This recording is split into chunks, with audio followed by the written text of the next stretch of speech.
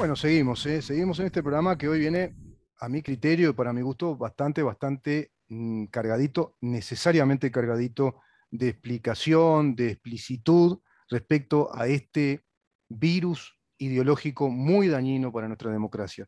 Y ya está con nosotros la escritora Mercedes Vigil, quien nos honra muchísimo, con participar en nuestro programa y quien además tiene esa calidad de experta en este tema y tiene mucho para decirnos. ¿Cómo te va, Mercedes? Bienvenida. Buen día, escuchando tu programa, escuchando a Conrado, muy interesante todo lo que dijo. Realmente esta cosa de perder el tiempo en interpelaciones vagas nos quita el foco de las cosas importantes que debemos tratar, ¿no? Es la intención que ellos tienen, ¿no? Es Sin desgastar el lugar a sistema. dudas, Claro. el problema es que la fatal ignorancia lleva a que muchos se suban a la calecita de este Sí, show, ¿no? sí. Un reality show de una hegemonía del marxismo del siglo XXI. Sin ¿Te lugar gustó el a título? dudas. Sí, me encantó porque además es la descripción de un statu quo. Justamente estoy escribiendo un artículo en el que ubico los nuevos progres, porque los progres de hace 100 años eran totalmente distintos. Sí, Y el claro. problema de los progres, en los 60 se desnaturalizaron, pero a partir de los 90 se diseminaron en todo el espectro político y por eso es transversal.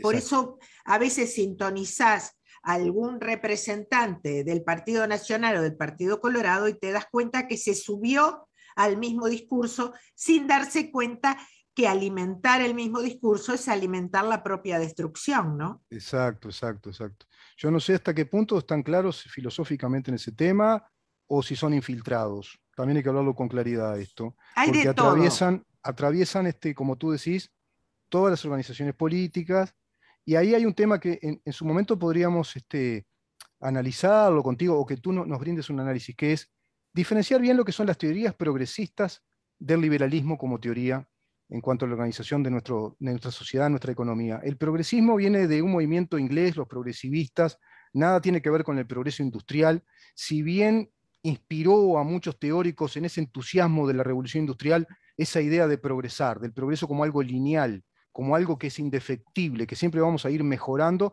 pero a través de planes, a través de la planificación, como si fueran mesías que nos planifican la vida económicamente, políticamente, y ese es el componente fuerte que hoy tiene el progresivismo y el progresismo, llamado hoy el progresismo globalista, ¿no? Hay una globalización que tiene que ver con eso, planificar la Pero, economía del mundo.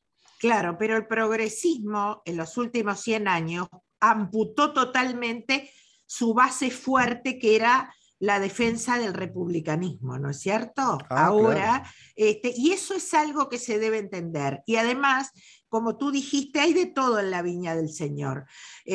Pero yo lo he dicho en reiteradas oportunidades, en España cuando ganó el PP, en toda Latinoamérica cuando ganan los partidos de centro o de centro derecha, tienden a pactar con la izquierda Mm, cosas tan fundamentales como es la educación y la cultura. Y si bien hay liberales y representantes de centro y de centro derecha que están convencidos, en su mayoría pasa lo que denunció el otro día Eduardo Luz, son el resultado de un par de generaciones mm, de que les licuaron absolutamente. Hoy el progre es una gran sombrilla que queda simpático. Hablar de la heterosexualidad, hablar mm, del patriarcado, continentes vacíos absolutamente y muchas veces injustificados en los países occidentales, claro. suena simpático. El error de los partidos de centro y de centro derecha es que creen que con eso van a absorber a los votantes de izquierda. Y los votantes de izquierda no votan a los partidos de centro ni a los partidos de centro derecha, con lo cual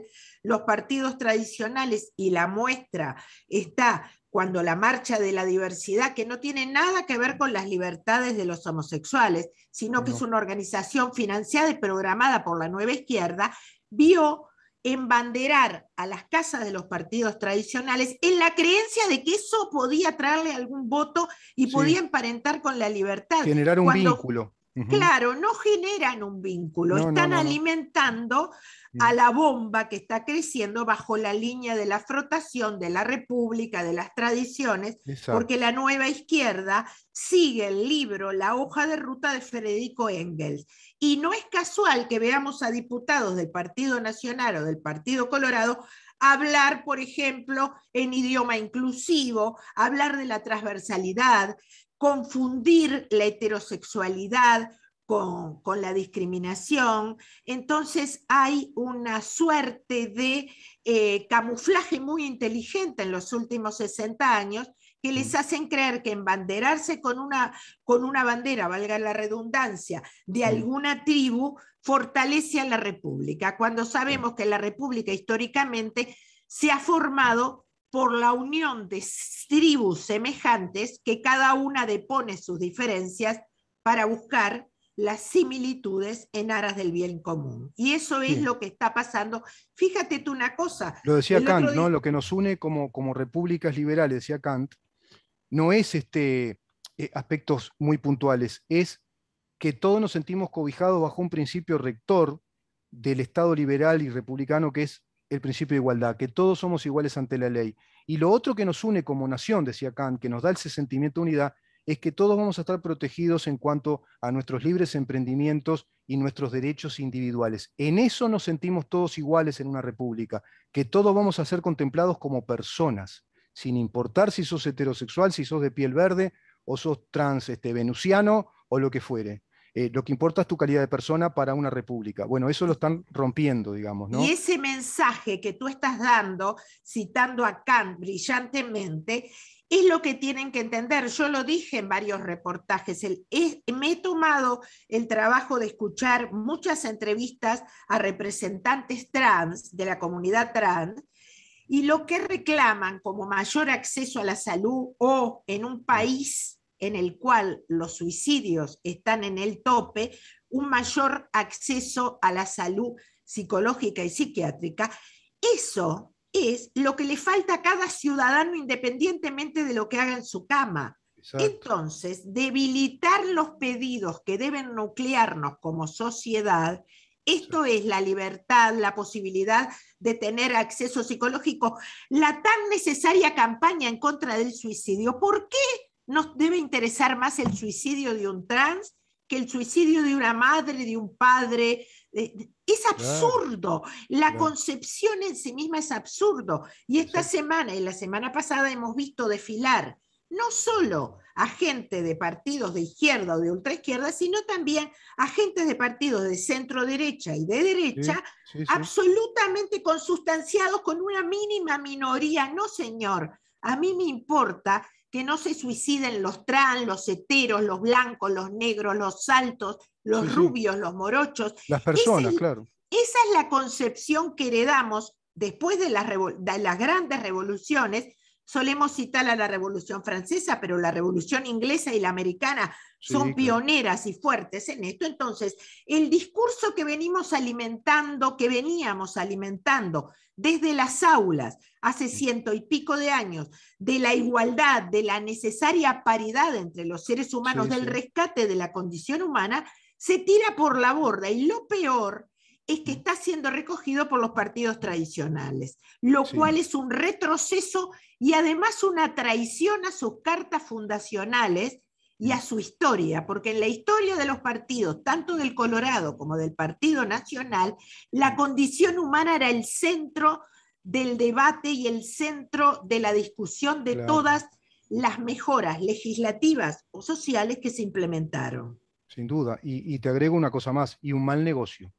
Un mal negocio. Porque si piensan que con esto van a vincularse a votos de la diversidad, bueno, es un mal negocio, porque es como tú decís, es subir la vara de flotación de algo que subyace a los partidos de tradición republicana, no van a adherir a partidos de centro ni partidos liberales, van a seguir militando en esas columnas de la izquierda, organizadas hoy por hoy desde el Frente Amplio y PCNT y algunos otros grupos minoritarios de izquierda, más radicales aún. Financiadas desde el extranjero. Y financiadas también. desde el exterior por un plan globalista financiador de todo este tipo de tribus.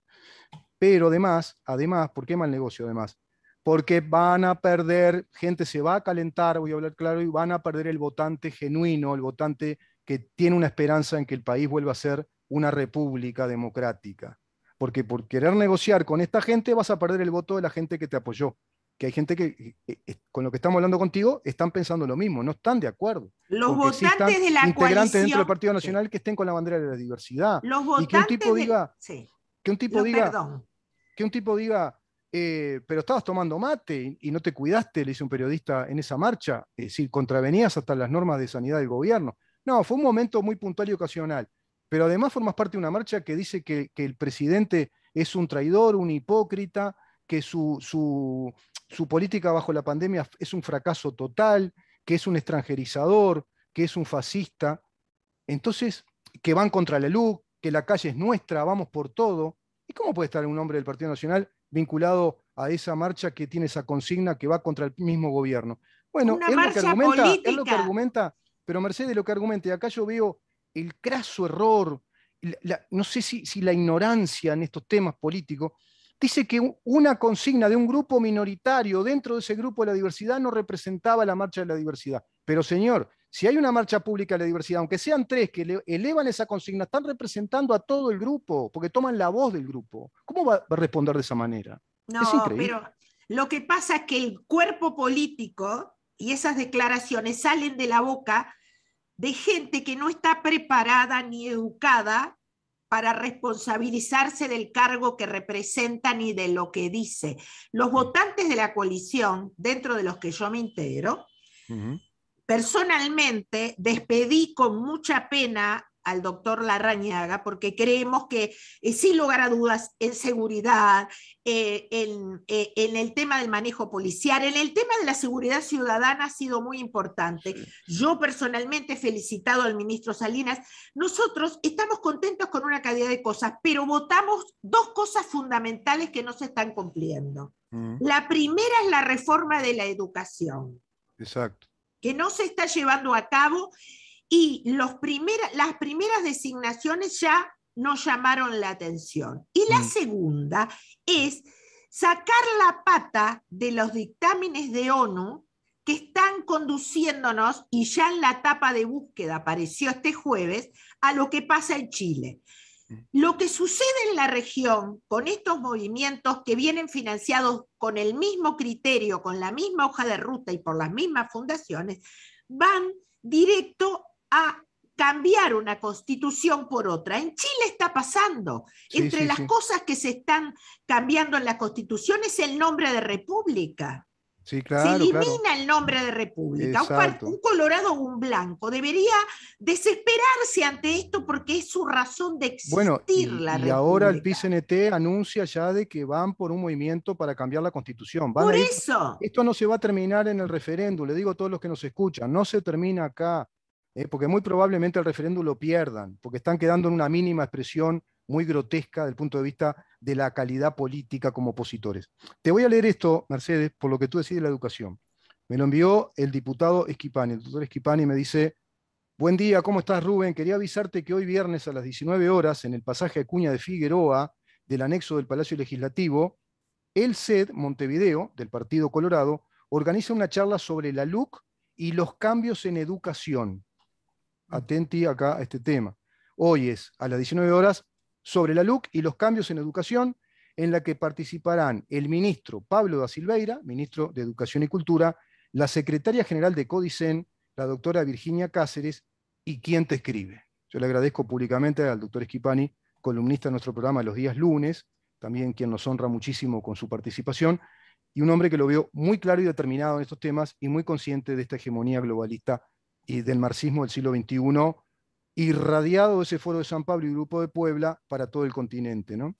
Sin lugar a dudas, pero lo que le veo a este diputado, como a otros tantos, de su generación, es que sacan la pata del foro de San Pablo y meten la pata en ONU, porque la posición del Partido Colorado con respecto a la tenencia compartida es una violación de todos los derechos constitucionales del siglo XXI y es el fiel cumplimiento de la agenda globalista. Es más, diputados y senadores de los partidos tradicionales, no todos, pero sí gran cantidad, han ocultado los informes de UNICEF de los últimos 10 años que designan a la madre y a los concubinos de la madre con los mayores violentistas con los niños. Esto es Las nuevas generaciones, los que tienen 45 para abajo, se creen libertarios y por otro lado están violando primero el razonamiento ético de cualquier legislación. Vos no podés legislar desde la anécdota. Yo he visto a diputadas, sobre todo mujeres y senadoras de los partidos tradicionales y del Frente Amplio, hablar de la tenencia compartida desde la anécdota. Todos sabemos, Rubén, que la anécdota nunca ha sido un argumento. No, no. Sin embargo, salvo la diputada Graciela Bianchi y Carmen Aciaín, ninguno levantó el trabajo de UNICEF de 56 páginas en las que es un grito desesperado diciendo: los niños necesitan, no ya por salud mental, no ya porque es un derecho tener a las dos familias, sino que necesitan tener contacto con la familia paterna para que el padre controle a la madre y a los compañeros de la madre. Exacto. Entonces, y la figura paterna y materna que le da un constructo psicológico, una construcción. Pero fíjate una cosa, que si será marxismo cultural, que organizaciones feministas radicales y organizaciones de tenencia única en el mundo, y voy a nombrar una ONG que tiene mucho poder y mucho dinero, como es Black Lives Matter, ¿es? Una cosa, Black Matter, sí, Black Lives Matter, sí, que empezó como una organización en contra del racismo con la muerte hace unos años de aquel joven en Estados Unidos. En su carta fundacional, que todos pueden leer en internet, dice que para evitar la alienación, y esto es un concepto comunista, la alienación familiar, se tiene que tender legislativamente a sustituir al padre por el Estado. Esto está en las cartas fundacionales. Entonces, no podemos tener un diputado o un senador con un sueldo tan elevado que no tenga claro eso, asesores, que ni siquiera baje de internet la carta fundacionales y que se pasee adelante de las banderitas de estas organizaciones que aspiran a todo lo contrario. Eso por un lado, Mercedes, eso por un lado, esa investigación básica. Pero además también tenemos que ver si ese legislador está preparado para interpretar el signo de ese comunicado, porque el legislador estará capacitado para entender que esa terminología alienación de la familia es de la más pura ortodoxia marxista y que se aplicó en la Unión Soviética y que forma parte del tronco ideológico del marxismo. ¿Lo saben eso? Porque pero cuando puedan detectarlo dicen, no, esto no me gusta. Rubén, pero acá me están metiendo el tema. Acá tenemos dos problemas, y coincido contigo. Tenemos el gran problema de la educación que genera, escúchame, esto es así, todos formamos parte de la misma sociedad. Entonces, abogados, dentistas, obreros, militares y políticos hemos absorbido el marxismo cultural de los últimos 65, 70 años, que sigue con todo vigor sentado en la academia. Fíjate tú una cosa, ha salido panfleteado que la academia y todas las universidades apoyan a Gerardo Caetano, a quien quiero desde un punto de vista personal, pero que representa la más pura ortodoxia comunista, porque ahora, y además está fenecido, porque recorrer las aulas desconociendo la Guerra Fría y los documentos desclasificados es de una trasnochada absolutamente inusual. Sin embargo, eso sigue ocurriendo todos los días. Pero el segundo problema no solo es la ignorancia, el segundo problema es la ausencia del análisis de la condición humana. Un diputado de 48 años puede desconocerlo del concepto de alienación, puede no haber leído a Federico Engels y puede no saber qué es la hoja de ruta de la nueva izquierda. Pero me pregunto, ese diputado colorado que vivió en el Uruguay, en donde la familia era fundamental como contención, ¿tampoco se da cuenta de su vivencia personal? Por ejemplo, cuando es como una ingratitud para con sus padres, ¿no? Es una ingratitud para con... La señora vicepresidenta, y no quiero meterme en nombres propios, pero lo tengo que hacer, viaja por el mundo y tuitea que está de acuerdo con la gobernanza, con la nueva gobernanza, que es el colonialismo de Agenda 2030, con los derechos establecidos por ONU, que le quita la patria potestad. Me pregunto, son ciudadanos que fueron formados en una sociedad en cual la familia, el barrio, el club social y el grupo de amigos nos daban contención. De golpe se volvieron tan independientes que la única palabra que nombran, y lo digo porque lo he escuchado en políticos de todo el espectro, es la deconstrucción. Quieren deconstruir la familia y el individuo. Entonces, acá no solo hay una ignorancia supina, sino hay una ignorancia, un despegue de la condición humana. No necesitas haber hecho 3 posgrados para darte cuenta que la condición humana es vital y el soporte afectivo y contenedor de una sociedad, de las tradiciones, de los amigos, es fundamental. Entonces acá hay intereses muy fuertes, lamento decir, que hay mucho dinero en juego. Atrás de algunas manifestaciones, de mucho del sistema político, está don dinero, porque si no, no se justifica que hayan llegado a lo que llegaron por la contención de una sociedad occidental y cristiana, y cuando hablo de cristiana no hablo de la fe, hablo de la cultura, y hoy quieran destruirla. Entonces, acá hay cambio de figuritas, hay dinero, hay pago de campañas políticas en toda Latinoamérica. Sí, claro. Entonces, acá volvemos al famoso tema de la corrupción en todas sus formas, porque corrupción no es solo llevarte para tu casa 5 pesos, sino también corrupción es hacer los mandados de organismos internacionales para que en un futuro te financien tu campaña política. Y sí, es así. Hay ese componente mercenario, económico, intereses creados, y creo que son varios factores que convergen. Está la ignorancia, están aquellos que ceden rápidamente a sus principios, están aquellos que no ceden a sus principios porque no los tienen, no lograron formarlo, no tienen la contextura de pensamiento, no tienen la formación suficiente para interpretar la historia. Esto que son hijos de la posverdad, además. Son hijos de la posverdad, son hijos de una educación deficiente. Esto, mira, sería digno de un tema para tratar contigo en una próxima ocasión, que es lo que se está haciendo con esta revolución gramsciana es mutar la identidad del individuo. Están creando otra identidad a través de otros, digamos, cuerpos referenciales o referencias. El concepto básico es sujeto revolucionario. Tenemos que formar un sujeto, ¿no? El sujeto va a ser un sujeto revolucionario. Entonces tenemos que desmantelar la familia, planteamos la familia como alienación. Olvídate de que papá y mamá van a seguir forjando tu identidad, el grupo de amigos que tú decías, la cantina, el bar, los amigos, todo eso, la primera noviecita, todo eso se terminó. Inclusive hablaba otro día con un amigo que los jóvenes muy adolescentes, es impresionante ya. Ya no hay conducta de ir a un baile y bailar, y el muchacho que está inquieto porque quiere conquistar a la muchacha, pues ya no interesa, son como asexuados. Es decir, hay un cambio muy fuerte en las nuevas generaciones y en las sociedades que vienen. Y ellos se están apuntando para ahí, porque el trabajo lo están logrando ahí, en lo que viene, no ya nosotros. Y ahí creo que está lo que tú decís, la responsabilidad de estos legisladores de 48, 45 años, que tienen que estar despiertos o ser honestos. Entonces, que no tengan que tener principios cuando no los tienen, claro. Rubén, y mirar para afuera. No estamos en 1900, en donde demoraban 3 meses en llegar las cartas o en llegar en buque a Europa. Tú prendes la televisión hace un año y estás viendo los cambios impulsados por ONU y por el Partido Comunista en la Constitución chilena.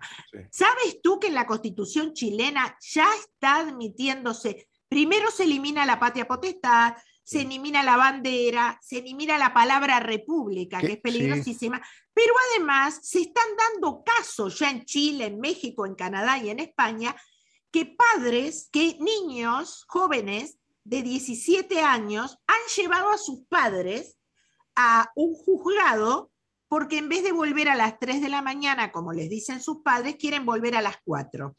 Esto es, están metiendo al Estado, lo que tú acabas de comentar, la educación de los padres, en cosas absolutamente absurdas. No ya, como dijimos en otras oportunidades, en el tema del cambio de sexo y todo eso que es peligrosísimo. Si tú le decís a tus niños, en esta casa se vuelve de noche los sábados a las 4 de la mañana, los jóvenes te pueden llevar ante un tribunal y el juez decidirá.